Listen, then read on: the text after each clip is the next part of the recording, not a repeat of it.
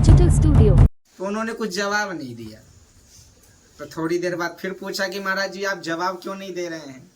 बोले क्यों, जवाब लेके क्या करोगे? बोले मुझे जानना है कि गुरु बनाने से होता क्या है।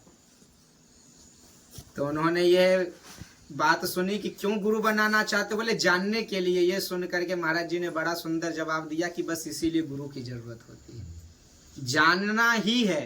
तो गुरु की करना हो तो कौन सी नाव आएगी? तो बोले महाराज जी उसके लिए क्या जरूरत है? बोले उसके लिए गुरु के मुख से निकले हुए मंत्र रूपी नौका में ही बैठ के पार जाया जा सकता है, बाकी पार नहीं हो सकते। तो बोले महाराज क्या गुरु के द्वारा दिए हुए मंत्र में इतनी ताकत होती है? बोले हाँ। बोले क्यों? वही मंत्र अगर हम खुद से जपेंगे तो क्या वो प्रभाव नहीं पड़ेगा? बोले बिल्कुल नहीं पड़ेगा। बोले क्यों नहीं पड़ेगा? बोले जैसे कारतूस होता है, अगर आप उस बंदूक की गोली को हाथ में लेकर के और दीवार पे मारोगे तो क्या होगा? कुछ नहीं हो सकता। दीवार पे थोड़ा निशान पड़ जाएगा और कुछ नहीं होगा। लेकिन वही कारतूस अगर आपने बंदूक की नाल में रख करके और फिर चलाई तो दीवार में छेद हो जाएगा। मंत्र की वही विशेषता है, अगर आप स्वयं से जपोगे तो वो उतना प्रभाव नहीं देगा, लेकिन वही अगर गुरु के द्वारा चल गया, गुरु के मुख के द्वारा अगर वो गोली चली तो फिर वो दीवार में छेद कर देती है।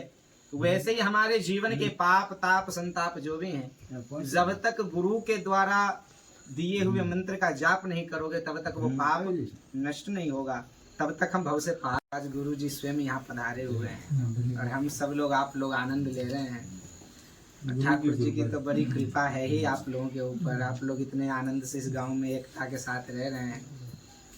बस ख्याल ये रखना है अपने सनातन को छोड़ के कहीं दूसरी जगह नहीं जाना है, क्योंकि अभी बहुत ये आडंबर चल गया है कि ये धर्म तो उस धर्म को जरा भूल करके, क्योंकि महाराज कितने ही देश अच्छे हों पर अपने भारत जैसा कोई देश नहीं होता।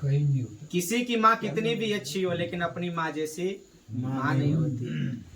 हर बाग में वो सतगुरु